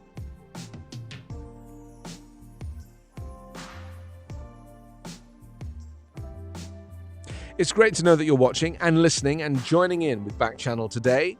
Lots of ways to get in touch. You can use the web chat, and you can type in backchannel.tv, and then you can interact with me in the old-fashioned way of texting, typing on your device, on your laptop, however you choose to do it. That's really how it works. Then, of course, the Echo Show enables you to talk to your screen. You just have a conversation with your screen, and those words will appear here on my screen. So you're basically voice activating your message, and you're welcome to do that. I had a few friends here that went to see Phil Collins last night and Genesis in Cleveland, Ohio. They were playing. And I thought it was very interesting because I'm a big Genesis fan. But, you know, Phil Collins can't play the drums anymore because he's not well. I think he has arthritis and he can't really walk anymore. He's quite physically impaired. So he sits on a chair, a comfy chair at the front of the stage and sings like this. But his son, who's 19, plays the drums in traditional Phil Collins style. Like his son has learned to play the drums exactly like Phil Collins plays the drums. It's like there's a mini Phil Collins playing the drums. So, and then of course you have Mike Rutherford, who's on guitar. And what's the other guy's name? Andy Beck? I can't remember his name. Anyway, he's like the main Genesis guy. He's the keyboard player. And so they were all there, and it was a big deal last night here in Cleveland, you know, that to have Phil Collins in town playing Cleveland. And this is like the first time I've been somewhere that's like not a major city where there's been an international artist in town playing a concert. And I was like, wow, Phil Collins is in Cleveland. It just felt really interesting to me that this guy who's like from where I'm from, because I nearly went to Phil Collins' mum's school. His mum runs a drama school in London, very famous one. And I remember interviewing at this school and meeting Mrs. Collins. It's so funny, isn't it? And I did work with Phil Collins for a couple of days on a movie back in the 90s. So I met him. As well as having seen him in concert a couple of times. And the guy's amazing. He's amazing. But this is like a farewell tour. You know, he's sitting in a chair like an old guy. Excuse me. They've been playing together. Genesis have been playing together, those three guys, for 51 years. I mean, how do they do that? How do you play for 51 years with the same group? I mean, you come and sit and spend your morning with me or your lunchtime with me, and this is something we could sit and do for 51 years quite happily. So, yeah, if you want to be in touch, if you want to join in, you know how you can do that. I'm going to move back into my upright position now because I feel like Carla's back, and I want to be like, you know, there we go. Now I'm sitting more comfortably. I'm a much happier percher. Like, perching for me is like a much more natural position to be in. I'm not really a natural recliner. But 3 days of no sleep, it's not a way to, you know, perching is... So for the last 10, 15 minutes of the show, I'm going to give it everything I've got. But the only way to do that is to perch on the end of the chair.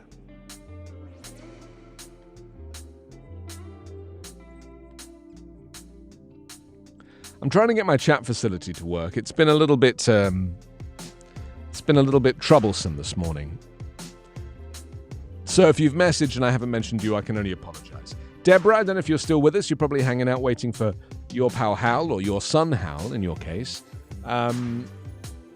Nice to know you're still with us as well, as we do our best to get through the day together here on Backchannel. Spend a bit of time together, have a bit of a chat. And then the last subject I wanted to talk about today is, you know, another one of these important issues. They apology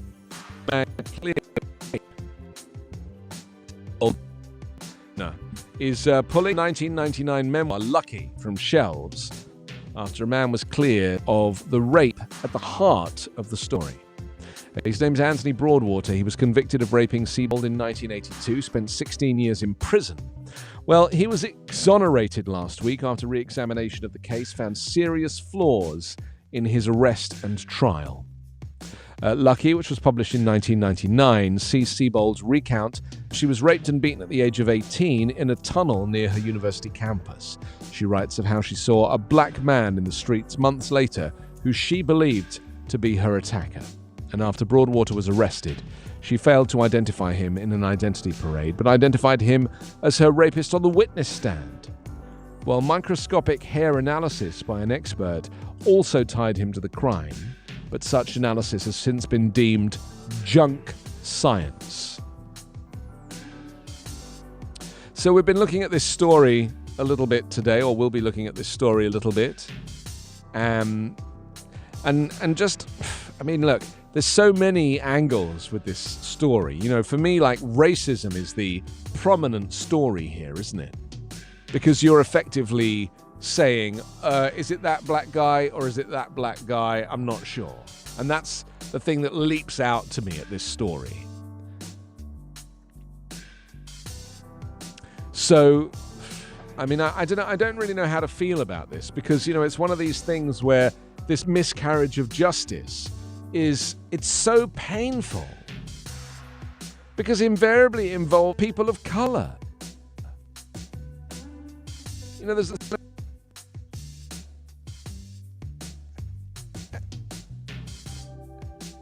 the publisher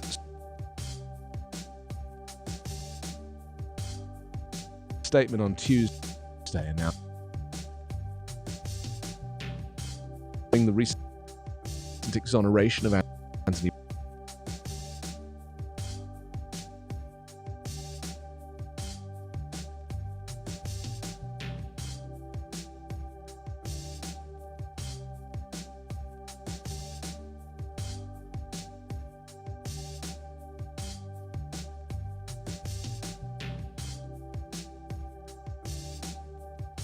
alter a young man's life by the very crime that had altered mine. She said, Broadwater has fired years ago.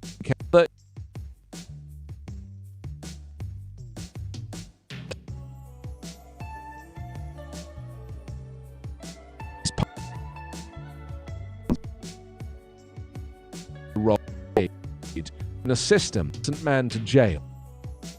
You picked him out in the courtroom. You know, the whole point of the justice system is like innocent until proven guilty. And, you know, she provided the evidence herself, didn't she? She says, I will also grapple with the fact that my rapist will, in all likelihood, never be known, may have gone to rape other women, and certainly will never serve the time in prison that Mr. Broadwater did.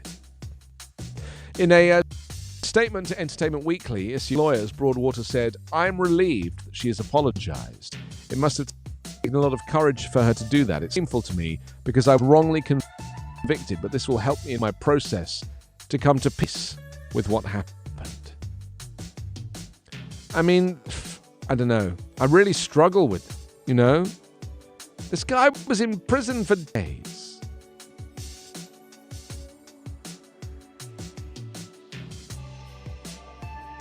So, you know, was it systemic racism that made her decide that this black guy was the guy as opposed to the actual guy? Or was it memory loss? Or was it, I mean, there's various things. I understand there's variables, you know, I appreciate that.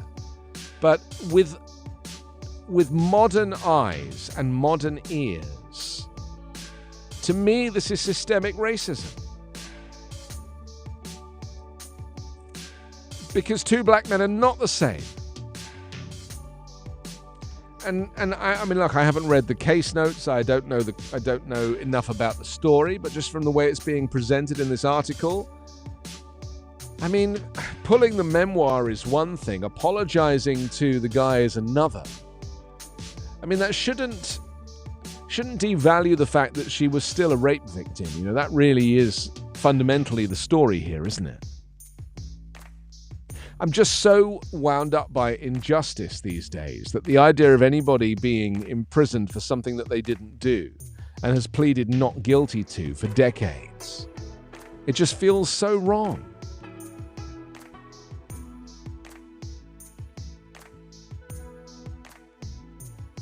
Anyway, I wonder if you've ever read that book. You know, writing an entire book, turning it into a bestseller. She's a best-selling author, Alice Sebold. She wrote this, 22 years ago? 22 years ago she wrote this. And only now the guy gets out. 16 years in prison after being wrongfully convicted of raping Alice Sebold. This poor guy. And you know, I suppose the reason why I'm so frustrated is because she is white and he is black. And yet again, this is like the dynamic. It's like it's the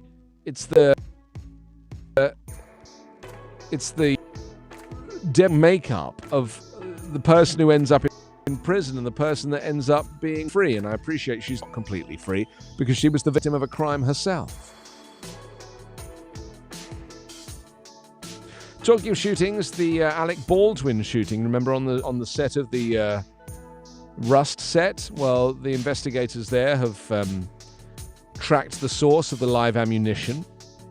There's a story today talking of, you know, race and prejudice. Ilhan Omar, she has aired a death threat that she has received. She receives multiple death threats. She's, of course, the Muslim congresswoman. But she presses Republicans on anti-Muslim hatred. That's a big story today. Because I wouldn't mind if it was like the racism and the xenophobia and the bigotry was coming from her voters or constituents or people that were like living in the wider society who could be, you know, have a range of views. But we're talking about lawmakers, like fellow lawmakers. We're talking about Ilhan Omar's colleagues that have been threatening her with this anti-Muslim hatred.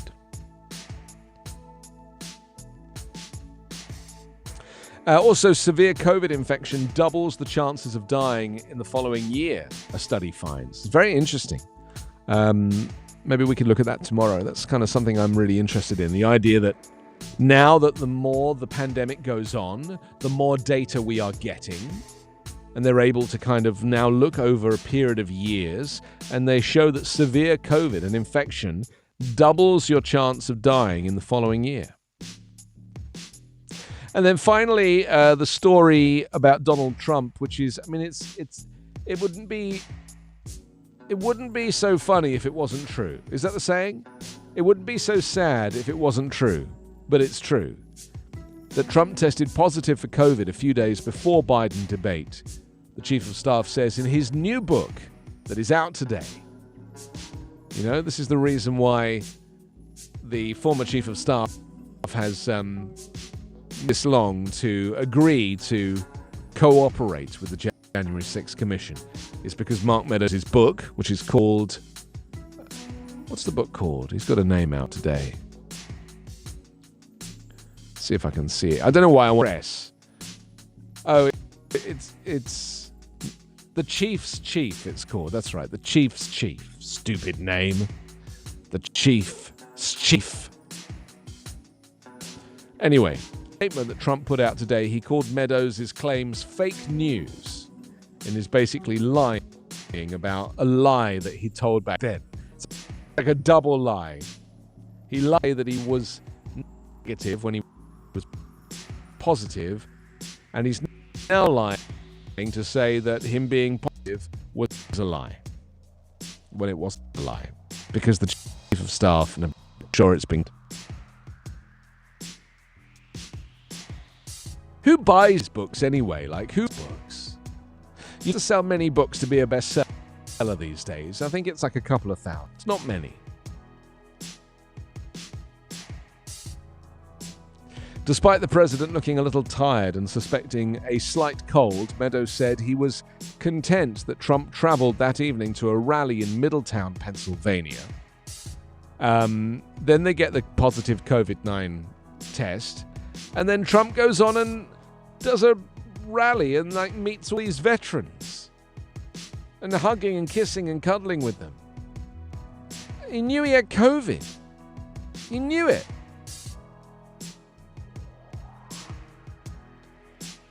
Meadows says Trump took a call as full permission to press on as if nothing had happened.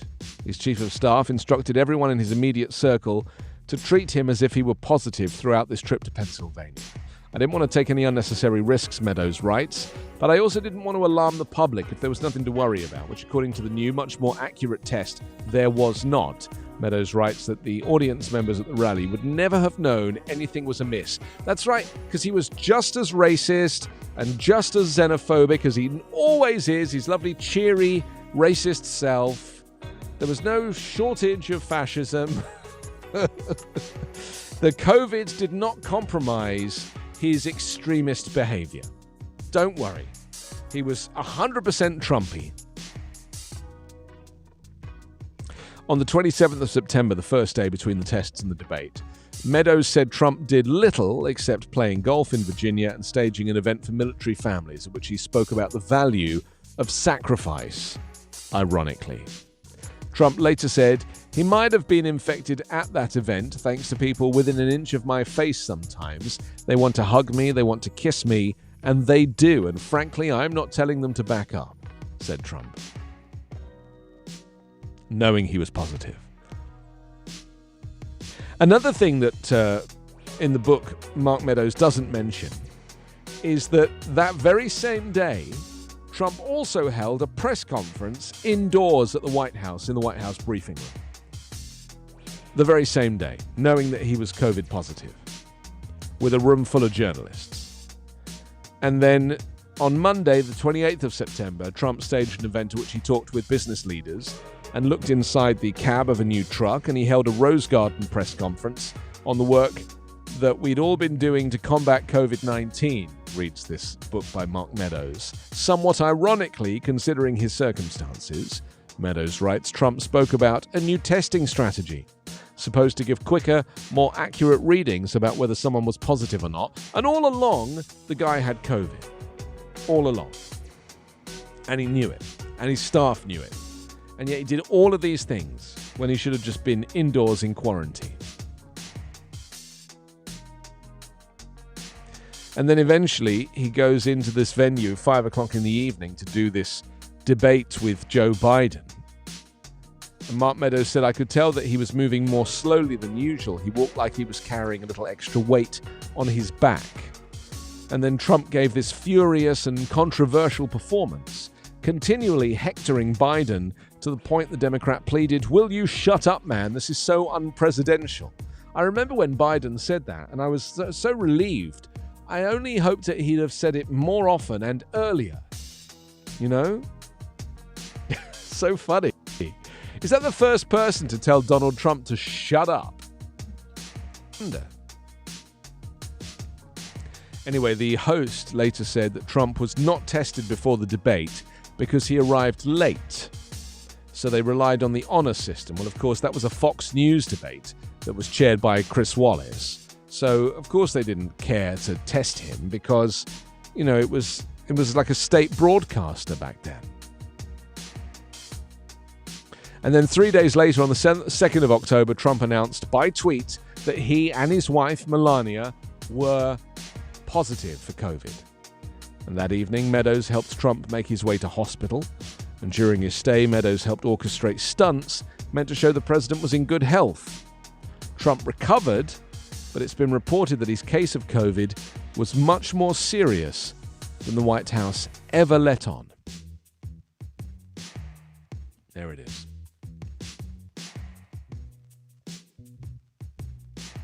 Well, I think that's almost time for me to go now. Look at the time. It's just whizzed through today. So fast. Thank you for joining me. Do stay with Backchannel for the rest of the day. Lots of great shows, but also your pal Hal. He is your pal, and he's next. It's the first day of the month, so enjoy this brand new month. And stay with Backchannel as often as you can. And I'll see you tomorrow morning at 9 a.m. Pacific in California. So until then, have a great day. Have a great Wednesday. Bye for now.